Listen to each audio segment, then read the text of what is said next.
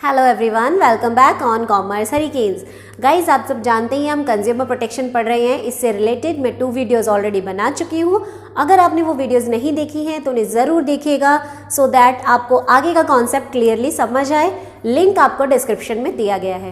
And video को start करने से पहले प्लीज़ चैनल को सब्सक्राइब कर दीजिए अगर आपने अब तक चैनल सब्सक्राइब नहीं किया है।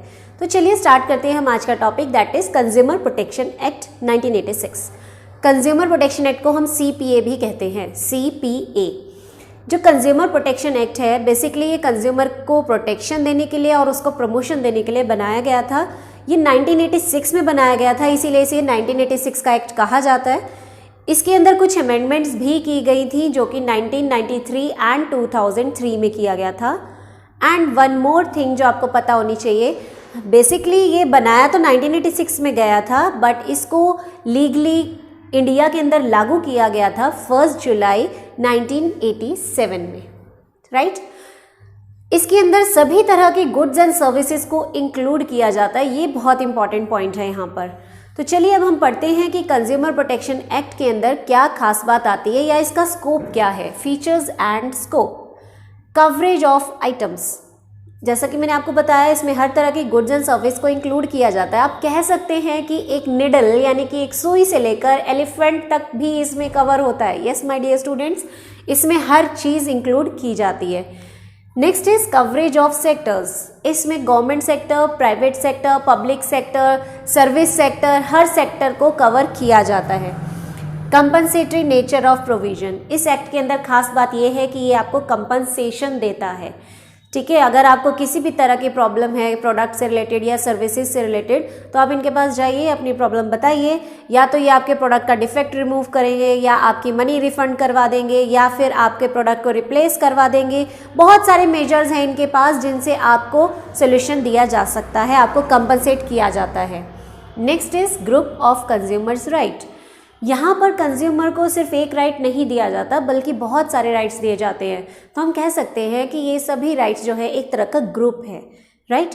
तो यहाँ पर कंज्यूमर बहुत सारे राइट्स को एंजॉय करता है, बट माय डियर, राइट्स अगर आप एंजॉय करना चाहते हो तो आपको अपनी रिस्पॉन्सिबिलिटीज़ भी अच्छी तरह से निभानी चाहिए, अदरवाइज आपको कंज्यूमर राइट नहीं दिया जाएगा। Next is effective safeguard. जो कंज्यूमर प्रोटेक्शन एक्ट है ये बहुत इफ़ेक्टिव है क्योंकि ये सिर्फ बुक्स में बनाया नहीं गया बल्कि इसको सही तरीके से इम्प्लीमेंट भी किया गया है। अगर किसी कंज्यूमर को कोई भी प्रॉब्लम होती है तो उसको उस प्रॉब्लम के सोल्यूशन को दिया जाता है, ऐसा नहीं कि उसका केस पेंडिंग पड़ा रहता है। Next is 3 tier machinery. जो CPA है वो 3 पहिए की मशीन है। 3 पहिए क्यों बोला गया है इसको? 3 टायर, इसके 3 व्हील है। कैसे? देखिए, जो हमारा ये CPA है, इसको अगर किसी भी कंज्यूमर को प्रॉब्लम है तो किसी ना किसी कोर्ट में जाना पड़ेगा। तो कंज्यूमर कोर्ट्स को हम कंज्यूमर मशीनरी भी कह सकते हैं। तो जो हमारी ये कंज्यूमर कोर्ट्स हैं ये 3 लेवल पर काम करती हैं, इसीलिए इसको 3 टायर मशीनरी बोला जाता है। जो मशीनरी या जो फोरम हमारी डिस्ट्रिक्ट लेवल पर होती है उसे हम डिस्ट्रिक्ट फोरम कहते हैं, डिस्ट्रिक्ट फोरम। जो हमारी स्टेट लेवल पे बनाई जाती है कंज्यूमर कोर्ट उसे बोला जाता है स्टेट कमीशन, और जो नेशनल लेवल पे काम करती है उसे बोला जाता है नेशनल कमीशन। तो ये 3 तरह की कंज्यूमर कोर्ट्स हैं जो अलग अलग लेवल पे काम करती हैं, that's why it is called 3 tier machinery. इसके अंदर क्या क्या इंक्लूड होता है, कैसे इसमें वर्किंग होती है, ये सब हम नेक्स्ट वीडियोज़ में पढ़ेंगे। And last not least is time bound redressal. देखिए, आप सब जानते हैं इंडिया इतनी बड़ी कंट्री है, यहाँ पर केसेस हमेशा पेंडिंग ही पड़े रहते हैं। तो कंज्यूमर को जब CPA को लाया गया तो सबसे बड़ा सवाल यही उठा कि क्या कंज्यूमर को अपने केस को लेकर बहुत लंबे समय तक इंतज़ार करना पड़ेगा? तो गवर्नमेंट ने बोला नो, ऐसा बिल्कुल भी नहीं है। कंज्यूमर को उसका प्रॉब्लम का सोल्यूशन बहुत जल्द ही दिया जाएगा। तो इसीलिए उन्होंने एक टाइम को फिक्स कर दिया। Next is main provisions of consumer protection act. इसमें जो सबसे पहली चीज़ आती है that is meaning of consumer. हम किसे कंज्यूमर कह सकते हैं? As you can see in this picture, consumer definition has been given. A consumer, any person who buys any goods for a consideration which has been paid or promised or partly paid or partly promised। इसका मतलब क्या बना? कोई भी person जिसने कि goods या services को खरीदा है या प्रॉमिस किया है कि वो उसे खरीद लेगा, ठीक है, ऐसे पर्सन को हम कंज्यूमर कहते हैं। Second is any person who hires or avails any services for a consideration which has been paid or promised or partly paid। कोई भी सर्विस जिसे एक कंज्यूमर अवेल करता है और उसके लिए पेमेंट भी करता है, या फिर वो प्रॉमिस करता है कि वो इन सर्विसेज को लेगा और पेमेंट करेगा। एंड पार्टली पेड का मतलब होता है कि फुल पेमेंट में से कुछ पैसा आपने एज एन एडवांस दे रखा है और कुछ पैसा आप बाद में पे करेंगे। तो कोई भी पर्सन जो कि गुड्स या सर्विसेज को खरीदता है और बदले में कुछ देता है, कैश देता है या कुछ भी, that is a consumer. Consideration का मतलब क्या है इस डेफिनेशन में? किसी चीज़ के बदले में कुछ देना। ठीक है, तो ऐसे पर्सन को हम कंज्यूमर कहते हैं। Next is grounds for complaint. किस आधार पे आप कंप्लेंट कर सकते हो, मतलब आपको कैसे पता चलेगा कि आपको एक पर्सन के खिलाफ कंज्यूमर फोरम में जाना है?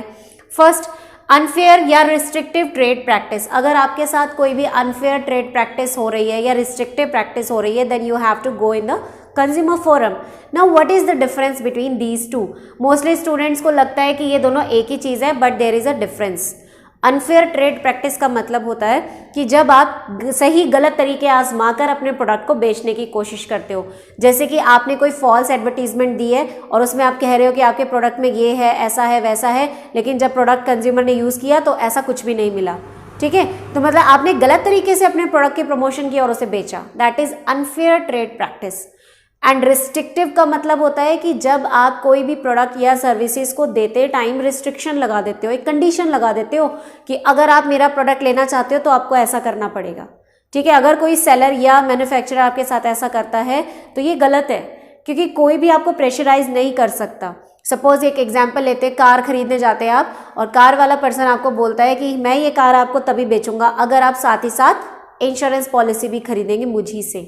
ठीक है, तो ये गलत है, वो आपके ऊपर रिस्ट्रिक्शन लगा रहा है, कंडीशन लगा रहा है, तो ये रॉन्ग है। इसके खिलाफ आप कंज्यूमर फोरम में जा सकते हैं।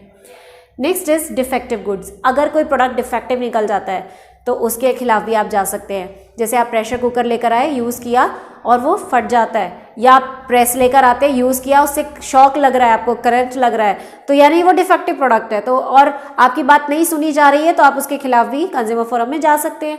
Next is deficiency of services. अगर कोई कंपनी आपको सर्विसेज सही तरीके से नहीं दे रही तो आप उसके खिलाफ भी जा सकते हैं। Next is excessive charging of price. आपके प्रोडक्ट पे जो प्राइस लिखा हुआ है उससे ज़्यादा प्राइस अगर आपसे मांगा जा रहा है तो भी आप कंज्यूमर फोरम में जा सकते हैं। सपोज करते हैं कि आप एक मोबाइल फ़ोन लेने जाते हैं जिसपे MRP लिखा है 12,000, लेकिन सेलर जो है वो आपसे 13,000 मांग रहा है, तो आप उसके खिलाफ कंज्यूमर फोरम में जा सकते हैं because he is charging excessive price. Next is supply of hazardous goods. कोई भी प्रोडक्ट जो आपकी हेल्थ के लिए नुकसानदेह है, ऐसे प्रोडक्ट को अगर मार्केट में बेचा जा रहा है और आपको पता चल जाता है तो भी आप कंज्यूमर फोरम में जा सकते हैं। जैसे कि सपोज करते हैं मेडिसिन हैं और वो एक्सपायर है, कोई पर्सन एक्सपायर मेडिसिन बेच रहा है, तो एक्सपायर मेडिसिन ऑब्वियसली आपकी हेल्थ को नुकसान पहुंचा सकती है, तो ऐसे पर्सन के खिलाफ आप कंज्यूमर फोरम में जा सकते हैं। ठीक है, next is 3 tier machinery which we have already discussed. Then complaint disposal period. Complaint disposal मतलब जो भी कंप्लेंट आप कंज्यूमर फोरम में करते हैं उसको ख़त्म करने का एक फिक्स टाइम होता है। विद इन 3 मंथ्स आपकी कंप्लेंट को क्लोज कर दिया जाता है, आपको ग्रेवियंसेस रिड्रेसल्स मिल जाते हैं। इन केस अगर आपके केस के अंदर टेस्टिंग मतलब लैब टेस्टिंग करवाने की ज़रूरत है तो आपका केस 5 मंथ्स तक चल सकता है। 5 मंथ में आपका केस क्लोज होगा, अदरवाइज 3 मंथ्स में केस खत्म कर दिया जाता है और कंज्यूमर को उसका सोल्यूशन दे दिया जाता है। Next is who can file a complaint. अब क्वेश्चन ये उठता है कि कंप्लेंट कौन कर सकता है? A consumer. ये तो सिंपल सी बात है, अगर आप कंज्यूमर फोरम की बात कर रहे हैं तो ऑब्वियसली कंज्यूमर तो कंप्लेंट कर ही सकता है। नेक्स्ट इज 1 और मोर कंज्यूमर्स। एक या एक से ज़्यादा कंज्यूमर्स मिलकर भी कंज्यूमर फोरम में जा सकते हैं। Central government. अगर सेंट्रल गवर्नमेंट ने कोई प्रोडक्ट या सर्विस लिया है और उनको भी कोई डिफेक्टिव चीज़ मिल जाती है तो सेंट्रल गवर्नमेंट भी केस करने के लिए जा सकती है। स्टेट गवर्नमेंट भी केस कर सकती है। रजिस्टर्ड कंज्यूमर एसोसिएशंस, ये वो लोग होते हैं जो कंज्यूमर की तरफ से केस फाइल कर सकते हैं। नेक्स्ट इज अगेंस्ट हुम can the complaint be filed. किसके खिलाफ आप केस कर सकते हैं? तो देखिए, केस 2 ही लोगों के खिलाफ होगा, या तो किसी सेलर के या मैन्युफैक्चरर के। अगर आप कोई प्रोडक्ट ले रहे हैं और प्रोडक्ट मैन्युफैक्चरर ने तो सही बनाया लेकिन सेलर ने बेचते टाइम कुछ गड़बड़ की है तो आप सेलर के खिलाफ केस कर सकते हो। या सेलर ने तो सही से बेचा लेकिन मैन्युफैक्चरर ने ही प्रोडक्ट बेकार बनाया था तो आप मैन्युफैक्चरर के खिलाफ केस कर सकते हो। और अगर आपने सर्विसेज ली हैं तो जिस पर्सन ने आपको सर्विसेज प्रोवाइड की हैं उस पर्सन के खिलाफ आप केस कर सकते हो। नेक्स्ट इज कंप्लेंट फ़ी। यहाँ पर खास बात यह है कि किसी भी तरह की फ़ीस कंज्यूमर से नहीं ली जाती।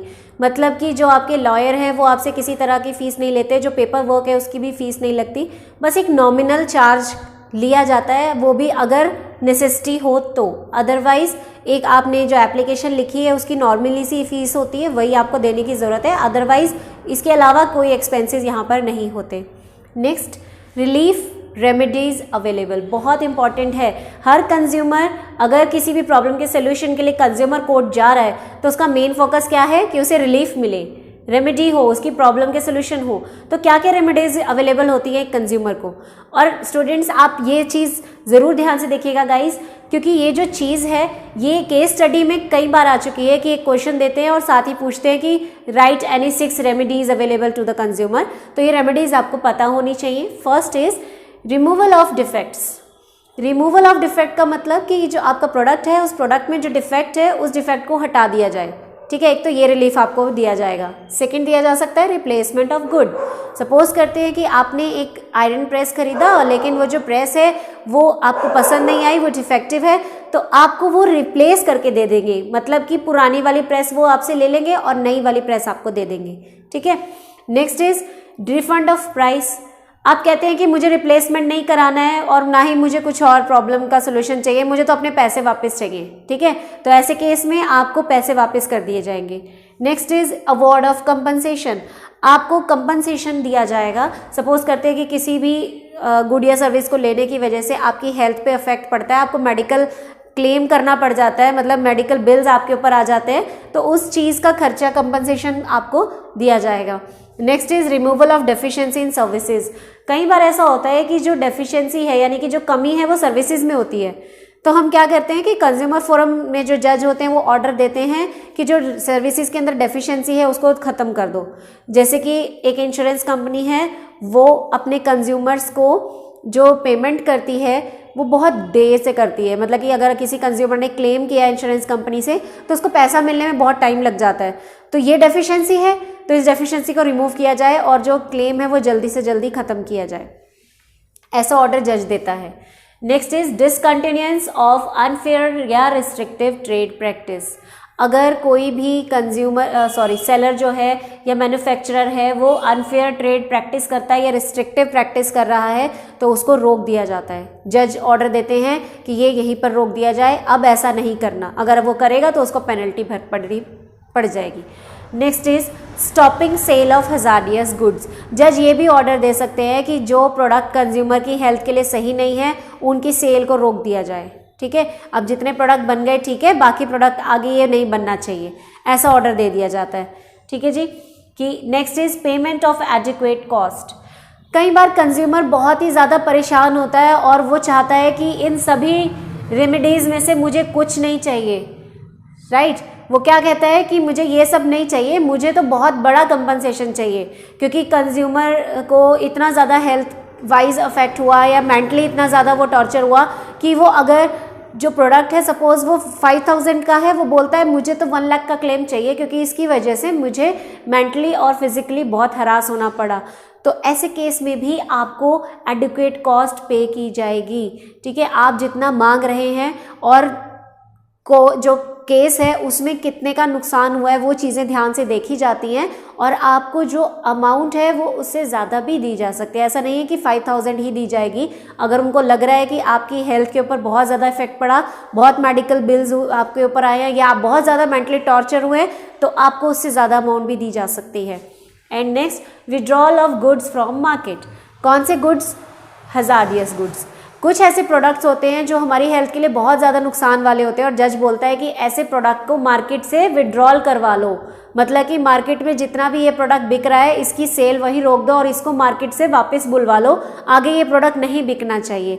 जैसे कि हाल ही फिलहाल में मैगी के साथ हुआ था 1-2 ईयर्स बैक, जब मैं पता लगा कि मैगी में लेड पाया गया है तो तुरंत उसकी स्टॉप कर दी सेलिंग और साथ ही साथ पूरी मार्केट से मैगी के पैकेट्स को वापस मंगा लिया गया, ठीक है, यानी कि विड्रॉल करवा दिया उनके गुड्स को मार्केट से। तो ये तो था हमारा कंज्यूमर प्रोटेक्शन एक्ट और उसके अंदर आने वाली बेसिक थिंग्स। आई होप आपको ये वीडियो पसंद आई होगी। अगर आपको वीडियो पसंद आई है तो प्लीज़ इसे लाइक, शेयर एंड कमेंट ज़रूर कीजिएगा एंड चैनल को सब्सक्राइब करना मत भूलिएगा। Thank you.